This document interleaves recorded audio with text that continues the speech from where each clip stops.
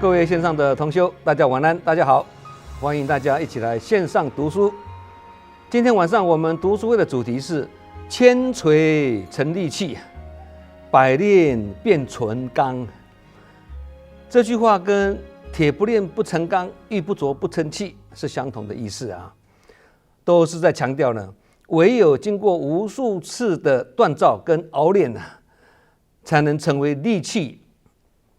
这句话也是在比喻凡是人都要历经重重的考验跟磨练，才能成就非凡。因为成功不是从天上掉下来的，它也不是偶然的幸运也不是命运的赏识而是透过不断的努力跟学习，以及充分的准备，才能累积丰硕的成果。美国 NBA 的球星Stephen Curry他是一位成功的职业球星他说了一句他自己成功的感言他说成功不是意外，而是一种选择。因为他认为一直在做对的选择，都在做对的事，才有他今天非凡的成就那这个是他获得成功的经验之谈当然每个人的成功经验可能不一样对成功的定义也不尽相同不过他讲做对的选择，这个我是深有同感我们读书会经常提起一句话，人生是一连串的选择，成功的经历就是选择的过程我们也曾经分享过一句话，水的清澈并非水中没有杂质而是懂得沉淀。心的清净并非心中没有杂念，而是懂得选择这个选择的意思呢，并不是去压制或消灭所有的杂念，不是，而是念头出现的那一刻呢，我们是不是能够立即觉察，然后把注意力呢拉回来？那这个短短1秒钟的这个停顿呢，就是选择的练习怎么去选择？那你选择正确的就是正觉起那选择错误呢，就是正觉迟所以佛法才说不怕念起，只怕觉迟，就是这个道理嘛。那正觉一起自然就会很清楚什么事情值得投入，什么事情应该选择放下。那这个也是要在生活中借此练心，不断的学习，才会有所体会嘛。因为当我们在练得很驾轻就熟的时候呢，心会越来越清净，了了分明嘛。对，那这个时候呢，我们也会清楚明白呢，并非心中没有杂念杂念是会有的而是我们学会了不被这样的念头呢牵着鼻子走所以如果把心比喻成天空那念头就是云我们无法让天空完全没有云但我们可以决定要去凝视云的形状呢，还是让它们如行云流水般自然流动如果我们选择不去追着云跑，也不去因为云的形状而心情呢起落或起分别心，那这样就是不被这样的念头牵着鼻子走了，那也就是懂得选择啦。所以成功是一连串的选择，才能累积各种具足的条件跟种种成熟的因缘那这个就牵涉到过程中的铺陈跟酝酿那简单讲就是成钢之前呢要千锤百炼成器之前也是要千雕万琢嘛，那才有可能千锤成利器百炼变纯钢有一位志工从刚开始的快乐志工努力做到了组长的位置然而人事的考验呢，也从刚开始对快乐志工的小考，提升到对组长的大考。考验过关，那就是冲破逆流，展翅高飞嘛。那考验不过关，则陷入困境，烦恼缠身这位志工组长呢，面对人群中的大小考验呢，越来越多，然后慢慢感到无法应付，而不胜其烦也因此呢，萌生退意啊。有一天他问我了，不做志工就没有这些困扰了，这样不是更好吗？这句话乍听起来好像有一点道理啊，但仔细想想没有道理。因为逃避不一定躲得过，面对也不一定最难受啊。所以我就用一个例子回答他。我跟他讲啊，有一个人去看医生啊，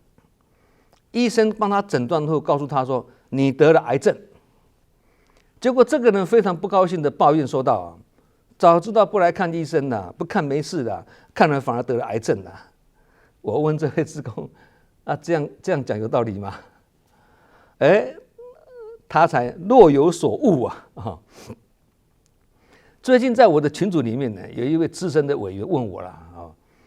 他问他说，在他的团队中有一位志工啊，因为看到一些不好的现象，跟一些他认为不正确的做法啦，他感到很寒心呐，于是呢想退出团队。他问我要如何去安慰这一位志工啊？我回答他啦，我说在凡夫的团体中看到一些乱象或者失序的现象，这是很正常的事情啊。因为大家都是来学佛，也都还未成佛，都还是凡夫啊，所以要见怪不怪啊。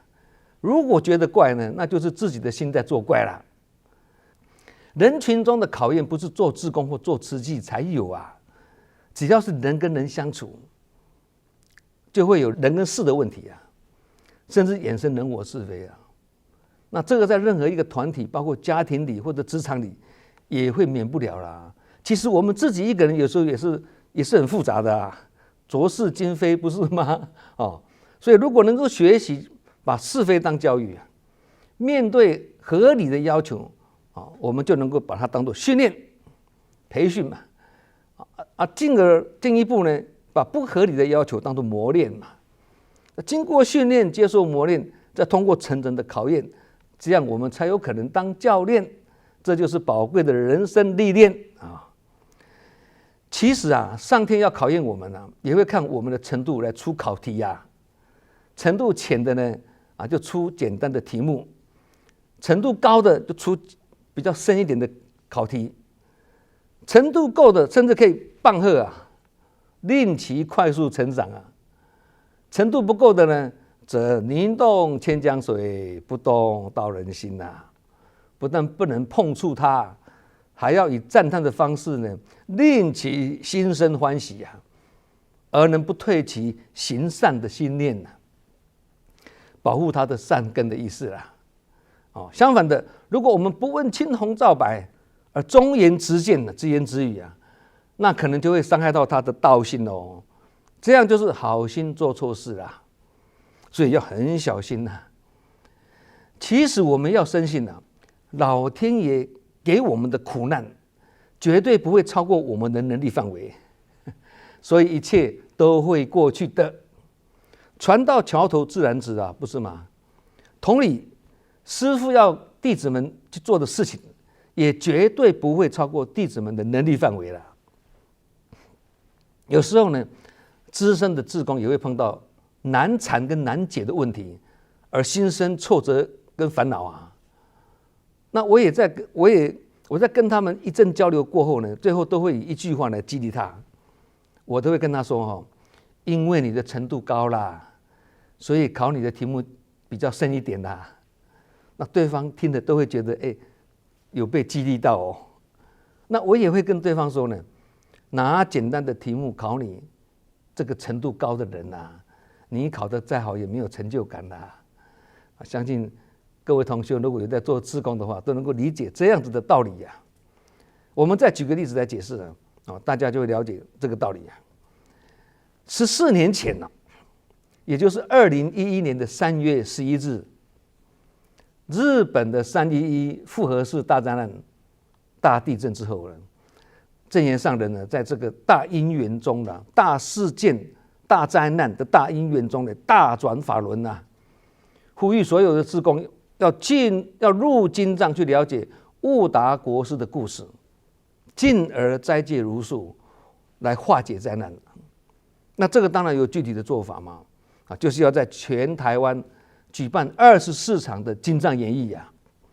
那每一场的演艺都要动员上万人哦，都是找那个很大的礼堂啊，那个运动那个什么室内运动场啊，小巨蛋啊也是一样啊，并且入精障演艺的志工们呢，在半年之前呢，就要开始如数在届哦。那这样子的活动在过去从来没有举办过啊，大家都没有经验嘛。那大家也知道说，这个是正言上人的真知灼见跟睿智远见呐，要借此因缘来教化人心呐，借这个大灾难来教化人心呐。然而不可否认的，这个是超高难度的挑战跟考验的，所以志工们都是充满了这个困难重重啊。结果才半年的时间哦，24场的水忏演艺终于圆满顺利成功的举行了，每一场都超过万人齐入精障啊，人人都被那种现场温馨又有那种祥和的庄严的气氛所感动。那24场演艺活动结束后，大家才深深体会，哎呀，本来感觉困难重重的事情，原来困难只是踏出第一步之前的感觉而已啊。也印证了一句金句啊，想是问题啊，做就是答案呐。那这个精障演艺在筹备跟演艺的这个的时候呢，那时候我人刚好在马来西亚跟新加坡，只要回来台湾呢，就有社区团队他们认为说远来的和尚会念经啊，也是这种想法啦就要我去为大家跟大家激励分享提振士气，因为大家士气提振不起来很怕困难因为那时候感觉到要邀约这么多的会众，或邀约那么多的演艺志工人，尤其时间长达半年呢，实在是不可能的任务志工们呢普遍是信心不足。我那时候就是用一句话激励大家：师父要弟子们做的事情，绝对不会超过弟子们的能力范围啦，并且提醒大家，我们过去参加过无数次的大型灾难，包括各种急难救灾的工作，或全体走入街头为灾难募款，哪一个是一开始是简单的啦？很多过去我们认为很困难的事情，如今还不是这样走过来。正言上人在没钱、没人、没经验的这个困境之下呢，至今在台湾成立了8家医人医病医心的慈济医院跟一间暴增导正的净化人心的大爱电视台这个才是极度的困难。最后也是有志者事竟成嘛，愿大力就大，不是吗？所以我们自认为的困难，那只是信心不足而高估了困难的程度而已啦。那段期间呢，我在激励大家的时候呢，也同时用一个懒惰虫的故事呢，来跟志工们分享我们读书会的第17集主题就是懒惰虫大家有兴趣的话，可以去浏览一下，参考一下因为内容很多了这里我们就没有再赘述被人家叫懒惰虫这个懒惰虫的懒惰不是单指说懈怠或不努力而已不是这样而是泛指不敢勇于尝试，不敢勇于接受考验，不敢勇于改变观念，不敢勇于突破现况，这些都是懒惰跟懈怠的现象也是懒惰的后遗症常常呢心里存着得过且过啦，不做不错啦，多一事不如少一事啦，那这个是消极的做事心态也算是一种懒惰啦。被人家叫懒猪比那个叫那个懒惰虫更难听懒人跟懒猪有很大的不同懒猪是懒得心安理得，因为他的工作就是吃饱睡，睡饱吃嘛。但是人不一样，人不能这样人要努力精进甚至不是为了生活而工作为了生活而是为了工作而生活为了生活而工作，代表为了生存，那必须工作，为一份薪水，那这个是无奈的相反的，为工作而生活，这个工作就是一份有理想、有抱负的、有意义、有目标、有重点，那这个是积极进取的人生两个的价值观是不一样的啦。那商场、战场、道场用法之道都是一样，因为道道相通嘛。放诸四海皆准了，不会说放在这里是有道理，放在别的地方就不是道理的，不会这样子。佛法生活化，把它广义解释也是这样子啊。也就是只要心中有正法，那自然就会有办法。什么疑难杂症呢，都能够迎刃而解啊！不止刚刚前面讲的《经藏演义》是如此哦，很多我们人生中或人群中的疑难杂症，只要心中有正法，一切都是有办法的。有时候甚至也不必采取什么方法，只要不予理会，不去理他，这也是好办法啊。因为你不理他，他对你没有作用的，不是吗？就好像我们走在路上，碰到一个神经病的人，一直对着你骂，你不理他的话呢，只有一个神经病。你如果理他，甚至把他骂回去，那完了，那变成两个神经病了，是吗？因此，不要以为不采取方法或不动声色就是无用，看起来是无用。其实无用之用是用而不用啊，看似无为，实则无所不为啊。这个是老子无为而治的境界呢。表面上看起来是如如不动，轻轻松松，其实是鸭子划水啊。虽然低调处理，但是却积极进行啊，这才是高手啊。什么是高手？可以赢而不赢啊。可以胜而不胜啊，让别人赢不代表自己是输，这才是真正的高手啊。那高手就是必须经过长期的千锤百炼嘛，不只是身手矫健而已哦，还要心中有一套叫做心法。这套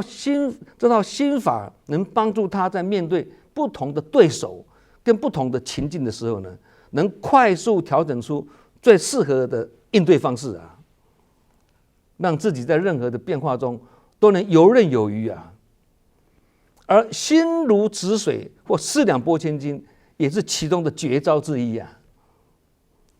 其实这种以静制静跟以不变应万变的智慧，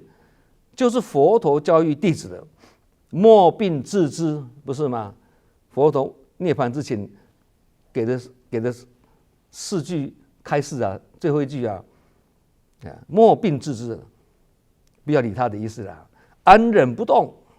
莫忍则安啊，以及一般人讲的宠辱不惊，泰然自若等等的道理，互相辉映啊，真的让人叹为观止，受用不尽。那正言上人开始说，不但心中不能没有法，心中还不能有疲惫的心态啊。身累没关系，不能心累啊。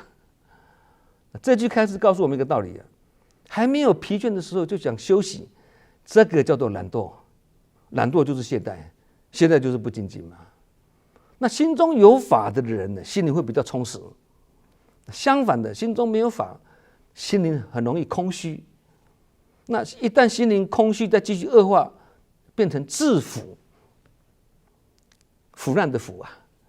而心灵自腐的人呢，心里也会很容易疲惫啊，甚至也很容易受伤，太脆弱了。腐嘛，腐化就脆弱了嘛。而心都疲惫了，身不疲惫也难呐。所以才说务必自腐而后重生呐。东西腐烂的，从里面长出来了啦。虫不是从外面进来的，是里面长出来的，都是自己的问题。那人生本来就是一连串克服困难的过程啊，就好像学校的大小考试一样嘛，一学期总要考个几次啊，才知道学生们的程度在哪里嘛。而学生也才会知道说自己需要从哪里啊，哪些弱点再去下功夫嘛。所以读书的考试就好像修行的磨练一样的意思啦。那既然要求学，就免不了要参加考试啊。既然要修行，就免不了要接受人事的考验嘛。不参加考试或不接受磨练，就无法自我了知啊。自己都不了解自己的，也不知道自己的问题出在哪里，那这样如何去改善自己啊？那更不用谈如何找到努力的方向，因为你没有调整的机制嘛，无法知己知彼当然就难以百战不殆啊，这样我们就离成功很远了。成功之前要先做到立于不败之地啊，百战不殆就是立于不败之地了。人生有时候表面上看起来是一帆风顺没有什么逆境跟障碍那虽然这也是一种福报但还是要警惕自己因为太顺遂的人生容易让人松懈跟骄傲，甚至失去对逆境的免疫力不堪一击所以哪怕人生短暂顺利，也应该保持警惕。这种警惕不是让我们活得很焦虑或者很惶恐，不是这样子而是随时提醒自己，在顺境中要保持清醒跟谦逊的态度那具体的做法就是什么？常怀感恩心不要把顺利视为理所当然也不要只待在被赞叹的环境里要随时提醒自己，即使我们比别人成功，也要记得三人行必有我师因为无人不是法，每个人都是一本大藏经都有值得我们学习的地方，这样警惕自己才不会自负其实人生稳定的状态不是一直都顺利而是有顺有逆，不管顺逆都能够站稳脚步，不动如山，这样才是一个很稳定的人，才是一个很可靠的人。所以一帆风顺的时候，更要警惕自己，是否我们是在温水煮青蛙而不自知也因此佛家才说嘛，处在顺境中要有无常观，处在逆境中要有因缘观，处在是非中要有清净观，就是这个道理以前读书会我们有谈过淬火这两个字，做刀剑的那个打铁店必须将那些粗胚铁烧得通红嘛，对，然后放在冷水里面急速冷却，对，冒烟了嘛，对。那这个动作要重复的做，就是要让铁分子急速凝结、急速冷却。那透过这个工序才能够让铁变成钢但是炼成钢就不一样了坚韧无比这个就是淬火的道理了。那同样的道理人生奋斗的过程中会有许多付出跟努力嘛，那也会有一些辉煌的成就那这些成就不是让我们拿来到处炫耀或者是狂热的自我陶醉，而是需要让它适时的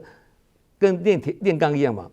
适时的凝结跟冷却，就好像淬火的工序一样经过这个过程才会怎么样？历久弥新，让人称道，也才不会令人眼红而嫉妒或看不顺眼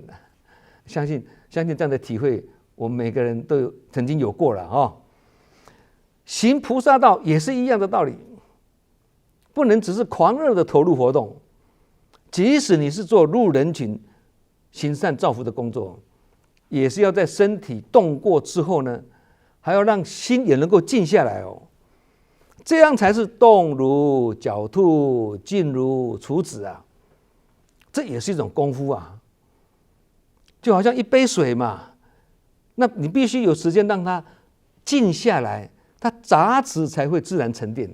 清水才会现前水清才能见池底，心静才会自然凉嘛。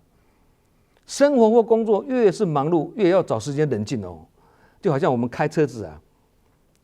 车子没有动的时候，方向盘不抓也没关系